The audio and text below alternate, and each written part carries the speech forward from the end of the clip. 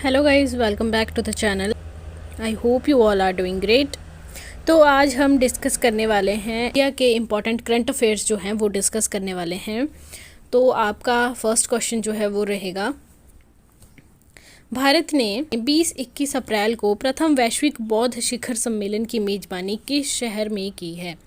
सबसे पहले आपको ये पता होना चाहिए बौद्ध शिखर सम्मेलन की मेज़बानी जो है वो कब किसने की है। भारत ने की है, पहली बार हुआ है ये वैश्विक स्तर पर, ठीक है।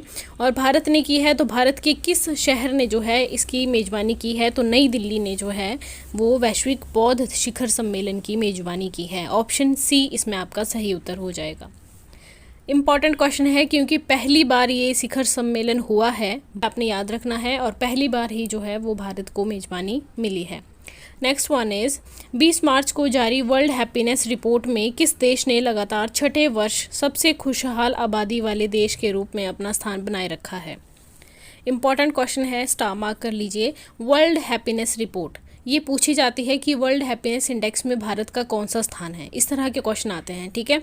तो यहाँ पर पूछा गया है कि कौन सा देश है जिसने लगातार छठे वर्ष भी जो है वो सबसे पहला रैंक जो है वो हासिल किया है, टॉप किया है, तो वो है फिनलैंड। फिनलैंड जो है पिछले लगातार 6 सालों से जो है वो लगातार इस पे टॉप करता आ रहा है, सबसे खुशहाल देश माना जाता है फिनलैंड। सेकंड स्थान जो है इसमें नॉर्वे का है, और भारत जो है, भारत की इस बार जो रैंक रही है वो रही है 126। ये भी आपने ध्यान रखना है, ठीक है। भारत कौन से स्थान पर है, 126वें स्थान पर है भारत। नेक्स्ट वन इज़ 14 मार्च को जारी वैश्विक आतंकवाद सूचकांक के 10वें संस्करण में किस देश को आतंकवाद में सर्वाधिक प्रभावित देश के रूप में स्थान दिया गया है। अभी हाल ही में वैश्विक आतंकवाद जो सूचकांक है वो जारी किया गया है, और इसका जो है ये 10वां संस्करण था। तो इसमें सर्वाधिक आतंकवाद से सर्वाधिक प्रभावित देश जो है वो बताया गया है अफगानिस्तान को, ठीक है। ऑप्शन डी इसमें आपका सही उत्तर हो जाएगा। नेक्स्ट क्वेश्चन है, एशिया के सबसे बड़े 4 मीटर के international liquid mirror telescope ILMT का उद्घाटन 21 मार्च को देवस्थल वेधशाला में किस स्थान पर किया गया है। तो सबसे आपने ये पहले क्वेश्चन को समझना है अच्छे से, ठीक है। इंटरनेशनल लिक्विड मिरर टेलीस्कोप, ये जो आपका इंटरनेशनल लिक्विड मिरर टेलीस्कोप है ये एशिया का सबसे बड़ा है, और ये जो है उत्तराखंड के देवस्थल में जो है यहाँ पर इसका उद्घाटन किया गया है, यहाँ पर इसको स्थापित किया गया है, ठीक है। तो उत्तराखंड के देवस्थल वेधशाला में कौन से स्थान पर आती है, ये आती है आपकी नैनीताल में। Option A is the right answer, ठीक है। यहाँ पर आपसे ये ऑप्शन ना भी दिए गए हों, उत्तराखंड दिया गया हो, तो आपका इसमें उत्तराखंड जो है वो सही उत्तर हो जाएगा। उत्तराखंड की जगह अगर नैनीताल भी ना हो, उत्तराखंड भी ना हो, देवस्थल दिया हो, तो देवस्थल आपने टिक करके आना है, ठीक है।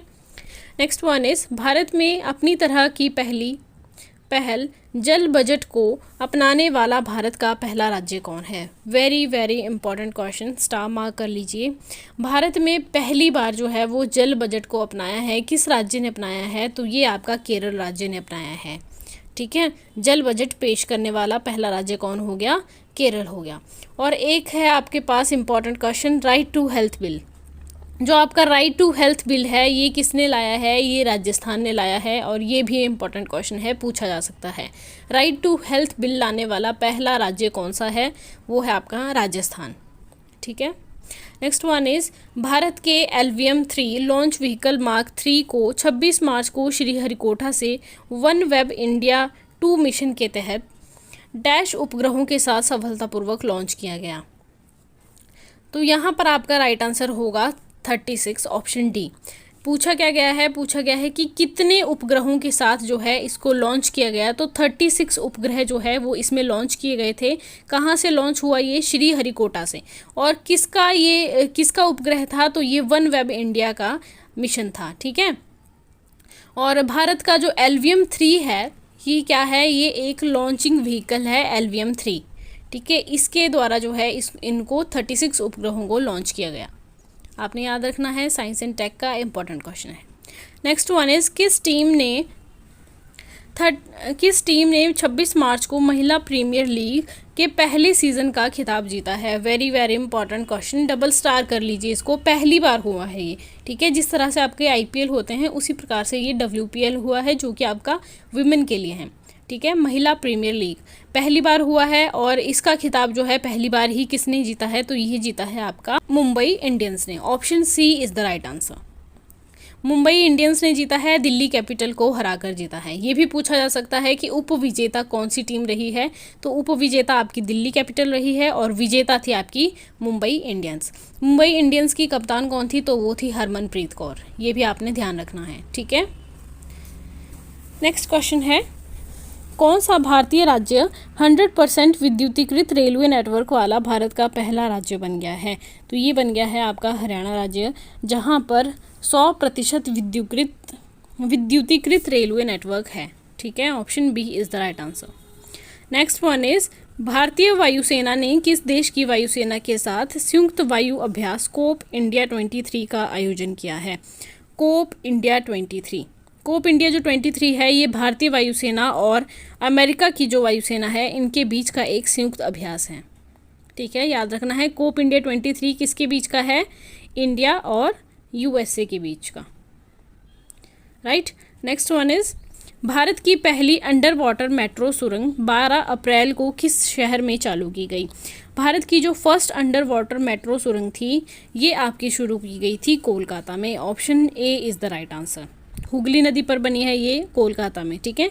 अंडर वाटर मेट्रो सुरंग है, भारत की पहली है, ये भी आपने याद रखना है। नेक्स्ट वन इज, 18 अप्रैल को विश्व विरासत दिवस के रूप में मनाया जाता है। भारत में कितने विश्व विरासत स्थल हैं। वेरी वेरी इंपॉर्टेंट क्वेश्चन है। सबसे पहले आपको ये पता होना चाहिए विश्व विरासत दिवस कब मनाया जाता है। World heritage day, world heritage जो डे है वो मनाया जाता है आपका 18 अप्रैल को, ठीक है। 18 अप्रैल को मनाया जाता है। और भारत में टोटल कितने विश्व विरासत स्थल हैं, तो भारत में कुल 40 जो है वो विश्व विरासत स्थल मौजूद हैं। ओके, नेक्स्ट वन इज, कौन सा देश 2023 लॉजिस्टिक परफॉर्मेंस इंडेक्स LPI में शीर्ष पर है। तो देखिए शीर्ष पर कौन सा देश है ये तो चलो इम्पोर्टेंट है ही, लेकिन इंडिया कौन से रैंक पर है, ठीक है, ये ज़्यादा इम्पोर्टेंट है। तो सबसे पहले आपको मैं बता देती हूँ कि लॉजिस्टिक परफॉर्मेंस इंडेक्स जो है इसमें सिंगापुर जो है वो पहले रैंक पर है, पहले स्थान पर है, सिंगापुर ने टॉप किया है। और भारत का जो है इसमें 4th रैंक है, ठीक है। आपने भारत की रैंक याद रखनी है, सिंगापुर आपको याद रहे या ना रहे, भारत की रैंक आपको याद होनी चाहिए। चलिए एक बार जल्दी से रैंक जो है वो डिस्कस कर लेते हैं। तो हमने अभी डिस्कस किया कि जो वर्ल्ड हैप्पीनेस इंडेक्स है उसमें भारत की रैंक है 126, ठीक है। और जो लॉजिस्टिक परफॉर्मेंस इंडेक्स है इसमें भारत की रैंक है 4th। इसके अलावा आपने याद रखना है कि जो जेंडर गैप रिपोर्ट है, 2-3 दिन पहले ही जेंडर गैप रिपोर्ट जो है वो जारी हुई है और इसमें जो है इस बार भारत का जो रैंक है वो है 127। ये भी आपने ध्यान रखना है, ठीक है। और आपने याद रखना है कि HDI में जो भारत की रैंक है वो है 132, ह्यूमन डेवलपमेंट इंडेक्स में 132, राइट। इसके अलावा आपने याद रखना है कि जो प्रेस फ्रीडम इंडेक्स है उसमें भारत की रैंक है 161। तो ये कुछ इंडेक्स थे जो हमने डिस्कस कर लिए। नेक्स्ट क्वेश्चन है, किस फिल्म ने सर्वश्रेष्ठ फिल्म का ऑस्कर 2023 जीता है। सर्वश्रेष्ठ फिल्म का ऑस्कर अवार्ड किसने जीता है 2023 में, तो ये जीता है आपका everything everywhere all at once. Option D is the right answer, ठीक है। आप जल्दी से कमेंट सेक्शन में मुझे बताइए कि बेस्ट डॉक्यूमेंट्री का जो ऑस्कर है वो किसने जीता है। और इसके अलावा आपने बताना है बेस्ट ओरिजिनल सॉन्ग का जो ऑस्कर अवार्ड है वो इस बार किसने जीता है। दोनों ही बहुत इंपॉर्टेंट है क्योंकि ये इंडिया ने जीते हैं और उनके नाम बताने हैं आपने, ठीक है। ये तो मैंने आपको बता दिया कि इंडिया ने जीते हैं, उनके नाम बताने हैं। बेस्ट डॉक्यूमेंट्री का जो अवार्ड है वो कौन सी डॉक्यूमेंट्री को मिला है, इसके अलावा जो बेस्ट ओरिजिनल सॉन्ग का अवार्ड है वो किसे मिला है। नेक्स्ट क्वेश्चन है, 2022 का BBC Indian sports women of the year किसे नामित किया गया है। BBC Indian sports women of the year 2022, तो ये मिला है आपका मीराबाई चानू को। Option D is the right answer. Next one is, किस शहर ने G20 विदेश मंत्रियों की बैठक की मेजबानी की है। तो G20 की जो विदेश मंत्रियों की बैठक हुई थी ये हुई थी आपकी नई दिल्ली में। Option D is the right answer, right. Next one is, लोकप्रिय जड़ी बूटी मुलेठी की व्यावसायिक खेती शुरू करने वाला भारत का पहला राज्य कौन बन गया है। तो मुलेठी की जो व्यावसायिक खेती है, जो कमर्शियल कल्टीवेशन है, ये शुरू की है हिमाचल प्रदेश ने। आपने याद रखना है, बहुत इंपॉर्टेंट क्वेश्चन है। ऑप्शन सी इसमें आपका सही उत्तर हो जाएगा, ठीक है। नेक्स्ट वन इज, 13 मार्च को नई शुरू की गई semi high speed Vande Bharat express train चलाने वाली पहली महिला कौन बनी है? तो semi high speed Vande Bharat जो एक्सप्रेस ट्रेन है उसको चलाने वाली पहली महिला, तो ये बनी है आपकी Surekha Yadav. Option B is the right answer. Next one is SIPRI की रिपोर्ट ने 2018 से 22 के दौरान किस देश को सैन्य साजो सामान के सबसे बड़े निर्यातक के रूप में स्थान दिया है?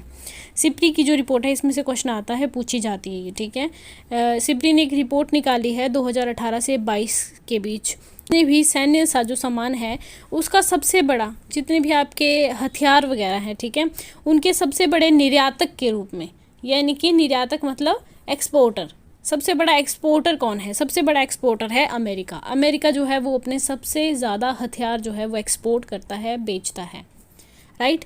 नेक्स्ट वन इज़ भारतीय और फ्रांसीसी सेना के बीच 7 से 8 मार्च को आयोजित किए गए पहले संयुक्त सैन्य अभ्यास का नाम क्या है?